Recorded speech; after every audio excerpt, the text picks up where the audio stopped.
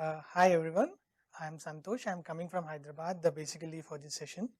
Uh, Before even jumping on to this one, I'm sure you might be engaging with a couple of analytics, machine learning, deep learning, training data, etc., from the last couple of days, or rather even in your experience. I want to give you a altogether different perspective of what is analytics. See, my view of analytics or artificial intelligence or machine learning, it's another revolution that would happen in the next 10 to 12 years. But prior to that, what has happened? Isn't that there is no analytics prior to that? That is an industrial evolution, right? Basically, a person who is writing a ledger has transformed it into a digital way, largely using Excel. So, and earlier there were devices, analytical devices. But through this session, I want to share you something. A spreadsheet can become intelligent. What does it mean? That is what the next generation we are trying to do. How can I make a table intelligent? How can I make a light intelligent? Nothing but rather than just they acting as a dumb devices, can they give some insights about themselves or surrounding it? So I'm currently a student from ISB. Currently a student. Let it be there. That's okay. I'm a current student from ISB and currently working with Signity as a business process consultant. So largely focusing on the operational analytics. So near future, I'll be converting into a business analytics. So through this session, I have two objectives which would be key takeaways for you guys. First, improving reporting the past. So can somebody tell me what do you mean by reporting the past? Analyzing historical data. Analyzing is the second part. So I'm just talking about the reporting part. Means, so how do we report the historical data? We all know, right? A visual is 1,000 times or million times better than the data. So I will give you altogether a different perspective of talking about the historical data, not just charts, not just tables. And the next objective is enabling predicting the future. I'm taking one step to make Excel intelligent. Excel here I am using it as a spreadsheet, which is applicable to any spreadsheets. So let's go one by one. So quick questions. How many of us have Excel on our laptops and desktops? Almost everybody. And most of the times, you may ask me, why do we need to choose even Excel when there is R, Python, a lot of things are there, right? So how many of you here are more or less 7 to 8 years work experience in IT industry? Most of them. But so when the experience grows, and I'm talking only about IT guys, but there are some, for example, my dad is working in a business from the last 20 years, 30 years. Does it mean that he's not taking any decisions? Yes, he's taking decisions. Coding should not be a battle thing for him to take certain decisions. So how many of us open Excel at least once in a day? Almost everybody. So rather I want to put it as in an hour. And the next one, how many of us contribute or collect the data? Either I will give the data to my manager or some superior or some business, or business will collect the data. So everybody is playing around the data. That is what the entire thing about. And next, can we eliminate Excel or replace with some other softwares in the era of big data or programming? Any thoughts? Yes, how many? Can we eliminate Excel in the next 10 years? No. So we have to continue using Excel. So what can we do? So can we eliminate mobile phone in the next 10 years? No. So what can we do beyond the current usage of things? I have to make mobile intelligent. I have to make spectacles intelligent. I have to make even software intelligent. One of that step is Excel. The last point which I want to share is, can we extend the capabilities of Excel from business intelligence, which is nothing but reporting the past, to machine learning and enable artificial intelligence? So that is where I want to heading to. So I'm sure you might be having, you might have seen this slide. You can just run through. So this is a slide which one of our professors shared to us. So reporting the past is nothing but business intelligence. Predicting the future is nothing but machine learning. Taking one decision, I repeat, taking one decision from the machine learning means, for example, I tell you that from the let's say from the last 3-4 days, I collect the data of feedback from individuals. That is reporting the past. So what do I need to predict? Tomorrow one more person enters, I can predict what could be his feedback. And what do I need to do with that? I can take one action on that. That is data science. Then what is artificial intelligence, which is the heading of overall conference and a lot of things.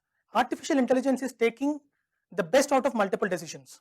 That's what learning the rules and taking one best step among the rules. So far, if you see, the spreadsheets are working on this area only. So my intent is to take it to the next level, give a little insight on how can we take it to this level. Let's go ahead. Yeah, and then further and further. Short term and in the long term, that can happen. So it's only computational challenge which you will have. And the key phases of analytics, I just want to run through quickly a couple of slides. I'll handle. So key phases in analytics, basically goal setting, data extraction, data exploration, could be visualization, whatever it could be, data analysis, and modeling. So without any of these things, I'm sure we are working more on this one. I'm sure every one of us has done at least 1 or 2 graphs in our entire experience. So we are largely dependent on somebody has given the data and I am exploring it and do some analysis. Maximum analysis which we will do is inference out of the charts. So I'll take a little bit beyond that. So my focus for this session is third phase and the last phase. So past is nothing but entire top row is past and future is the next thing. So there are and here onward we'll see couple of spreadsheets which will be working like what you call it as edit distance or etc. So let me share you one important so as you can see here there are 1, 2, 3, 4, 5 phases. So at every phase how Excel will be made intelligent is what I'll explain you quickly. And here I want to show you some important visualization. Before that, see, this is a video which is generated out of Excel, and the data is across the globe, earthquakes, nuclear explosions, all those things. So this is, we can think of this as another way of exploring, showing the data without using Tableau or Python or whatever it could be. I'll show you another type of visualization as well. How many have you heard about the name called Hans Rosling? Hans Rosling, heard about it, right? There are a couple of TED videos on him who actually presents data in a time series. For example, imagine if there is a time series, what do you think is the best chart to represent? Line chart. On the x-axis you will have time and y-axis you will have the data. But he tries to explain time chart as a cross-sectional. Now if you see the screen, it is 2014, next 2015, it is an animation kind of thing. So let me show you that in Excel again.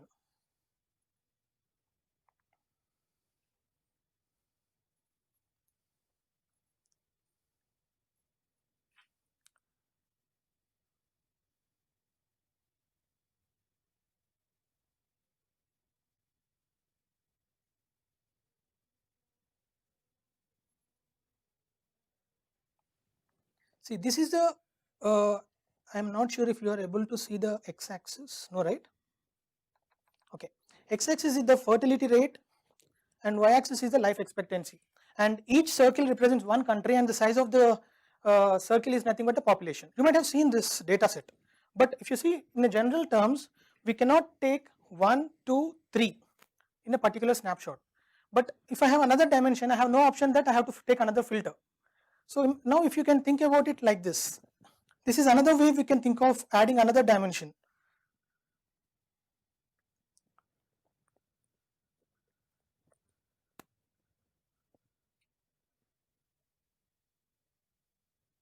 So now it will, for every section, it will try to show for the individual as if there is an animation going on. So adding more dimensions using VBA, we can add more dimensions. We can think in that direction. That's what I guess most of you are familiar with Tableau. We have a playback in Tableau. So that kind of thing. And this is about the visualization part which I want to share.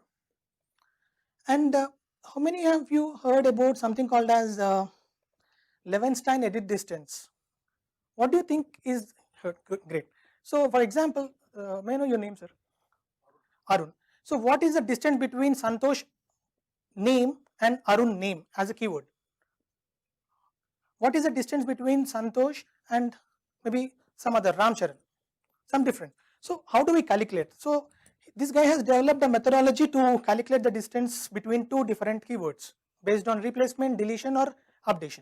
So what I try to do is I try to just include that as part of spreadsheet, as part of my exercise. So there is an input called mushroom and I have multiple options. So maybe I'll put something as Bangalore. So once I click on suggest, it will tell me which is it. There is a tie here. So it tells two of the things are having equal rating here and here. Maybe I'll give her some other name.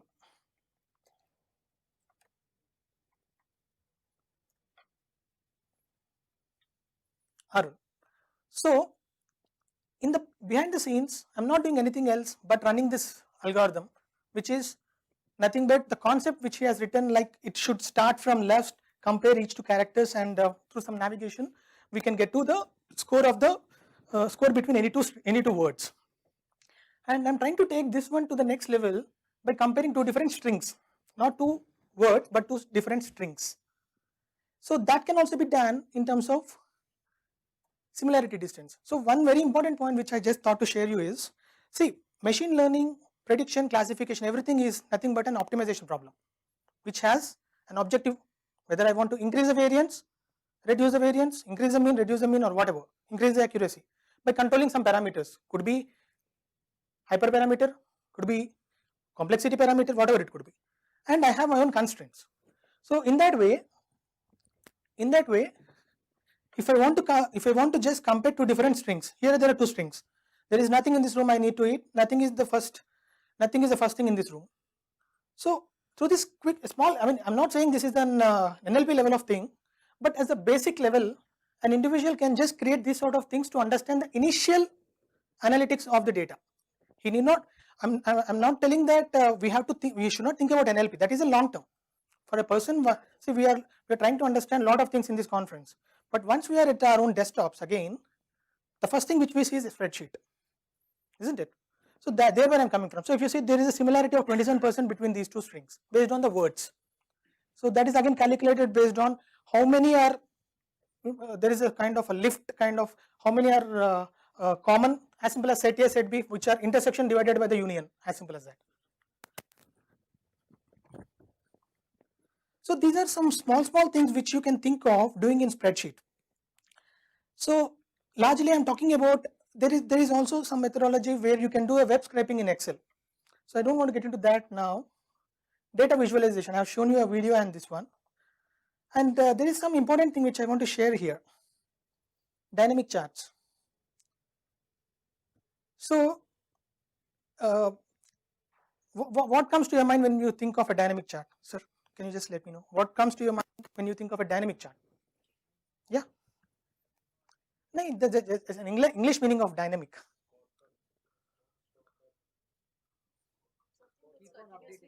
Something that is continuously changing, nothing but agile kind of.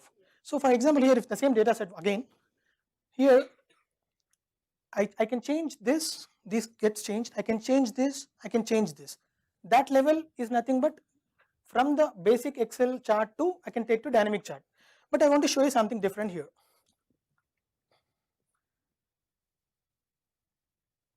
Hello all, good evening. Welcome to Monthwise Earthquake. Mean no of earthquake is 1935.75. Maximum in March. Minimum in June. Good day. So some basic inferences can be done by us, because when we dig into analytics, we will be lost of basic stuff. So some basic things which we put rules, for example, currently whatever charts, whatever things we do, the exploratory data analysis should be done by human. So when we put these basic rules in the program itself, the inference can be done by machine. So that is what my thought. And last most important thing which I want to share you is couple of things which I have done as part of predicting the future. So far you are talking about earthquake data, all those things are past data. There's nothing to do with the prediction. But these are all market basket analysis, co-occurrence analysis, all those things are nothing but as you see as a packages in Python or R. So let me quickly show you neural networks, and then if time permits I'll open the other files.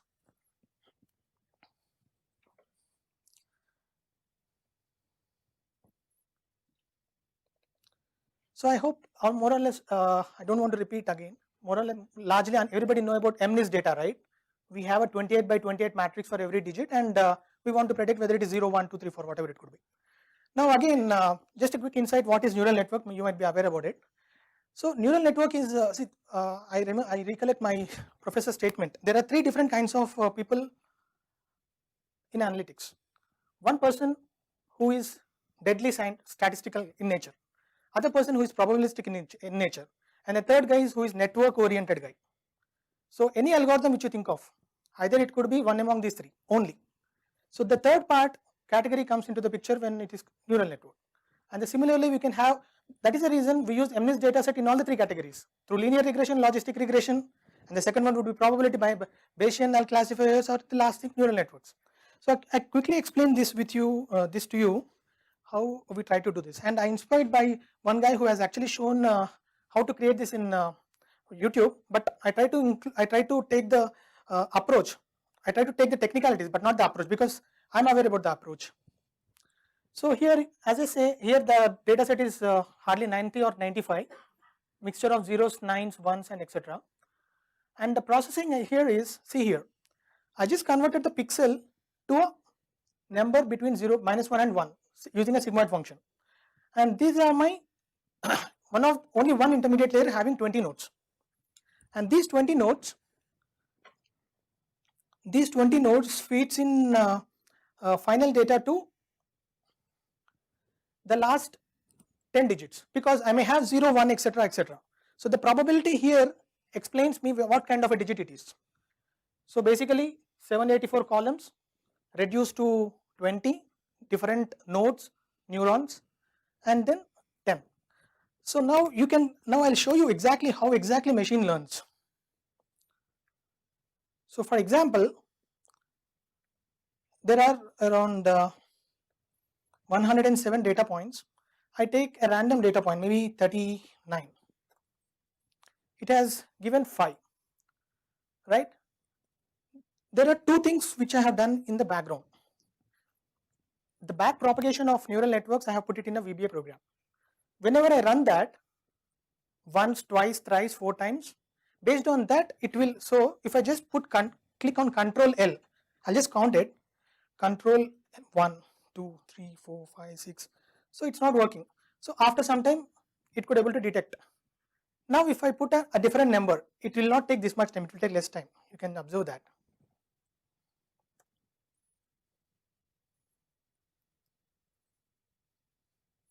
So sorry, this has taken more time.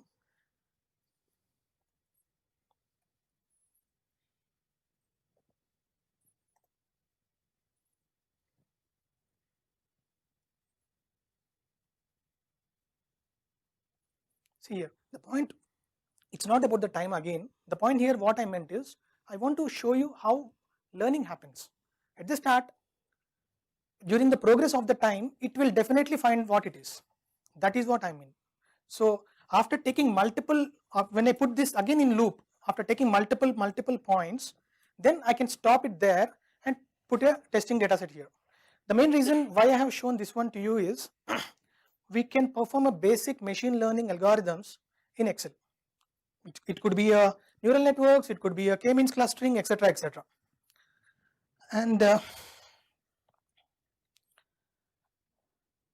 there is one thing which I want to share here, the last one, co-occurrence analysis, which is very important thing, I feel, and then I will summarize. So imagine these 10 are neurons. So there's an experiment which was done. Then rats have been given some different kinds of injections, and they try to observe how they react, which two neurons react together. For example, let's say it's very hot. What are the two neurons of a human will trigger more as compared to all hundreds and thousands of neurons? So there where I try to put the random numbers. So if you see here, this is nothing but each interval. For first interval, these neurons are hitting together. In this interval, these neurons are hitting together. So using a concept called lift, which are coming together as compared to individual, I try to create some So when I just do something like this, so those are random numbers. See here.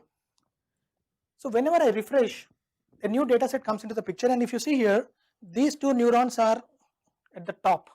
These two are hitting together as compared to this one. So I can focus on these two neurons and get to the feature extraction. Okay, these two neurons are coming in together. Why don't I take these two as my features in that direction? Okay. And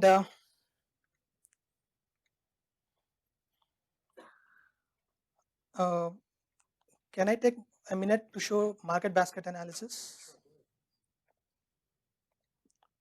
So again, there is positives and negative sides to every algorithm. So basically, market basket analysis, as most of you know, is just quick summary, which two products are bought together. So the biggest challenge here is, as a person, if I'm going to a market or a e-commerce, I may buy a laptop, I may buy a chocolate. So it doesn't mean that, so I have a context in mind. So I need to bring out that context.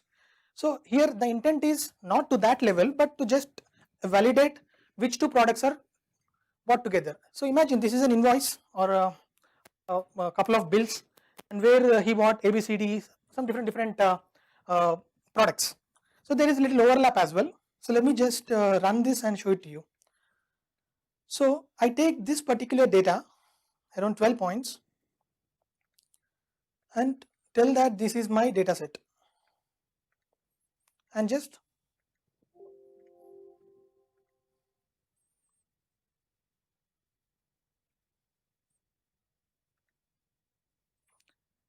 it tells, see, I forgot very important thing. As a person who is analyzing the market basket, market data, I need to tell the very critical parameter which is called threshold. Threshold is the hyperparameter in market basket analysis. If at all the score of the two different products is less than this, I don't want to take it to the next level.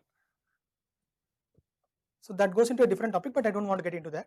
If you see here, when I take a single product at a time, the score of all these things, when F has been bought more, none of these are bought less than 3 times. So there where everything is good to go to the next level. 1 ho gaya, go to the 2.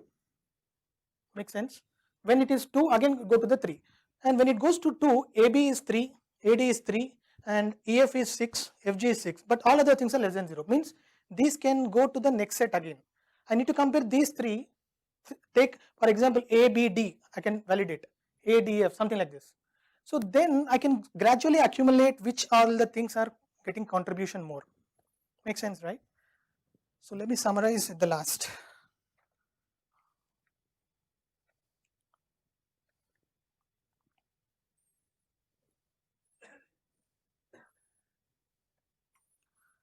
So this I have shown to you. So this is what we can even think of, like exploratory data analysis definitely takes enough amount of time, isn't it? So there should be a mechanism even to not automate, but even to define the rules over there, so that, because as a data scientist, when we dig into the data analytics part, we will forget the basics of it. So when we put rules on it, it will automatically evaluate. If Excel can do all these things, I have not written the list, just want to hear from you guys. One example which I want to share you is, how many have you used sum function, if function in Excel? Great. Tomorrow I want to use similarity function in Excel. Tomorrow I want to use k-means, open the bracket, give the range. There should be a model coming out. You are understanding where I am coming from, right? So that is what the vision which I have to do for Excel. And the goal is analytics for a common businessman. It's not you, me, it's a business, my dad or somebody who is just running a cab, or somebody, an individual business owner. The last but not the least, tougher the problem, higher the usage of processes brain. The higher the complicated problem we solve, the more we try to do. And these are all a list which I thought I would share with you, like starting with learning the basics concepts and then extending to these things. So that is it which I want to share, and a lot of things I have, I'll try to share it in some other placeholder.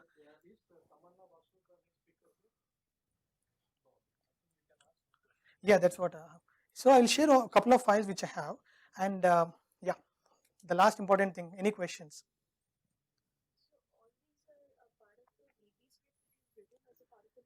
some things require VBA script, some things doesn't. For example, I will show you one dashboard. Exactly, that is what they are trying to do. In the other way, yeah, please go ahead. Yes. Yes. Yes, yes. VBA. Let me tell you like this. Heard about macros, right? So, for example, can I, if anything that, which one, I mean, what all that, when we think of automating something, what is the first thing which should be taken care? The metadata. Like say, if I want to take similarities between two sheets, I would compare the metadata. Should that be, I am talking about an activity. An activity should be automated. What is the most important thing about the activity you should think of? 100%. So macros is something which will be repeated. Dashboards, will you repeat it? No. So what will you repeat? Learning of the algorithm. Because the more I repeat it, the more I learn. So in that direction, macros will be implemented. Along with that, if we use optimized formulas embedded in Excel like sentiment, open the bracket, take some text, and it should give the score. And the extent which I am thinking of is, I will use my cursor and select this. It should give the sentiment score of tougher in the context of this presentation. It can be done. I'm not telling it cannot be done, it can be done. I'm not a programmer at all. I'm not at all a programmer. I'm hardcore business consultant. I try to understand the business process, record the macro for the first time, understand the code, change the constant to variables.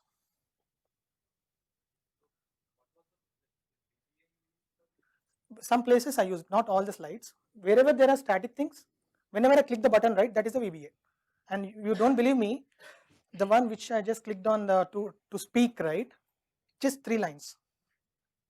And even I'm not, I just try.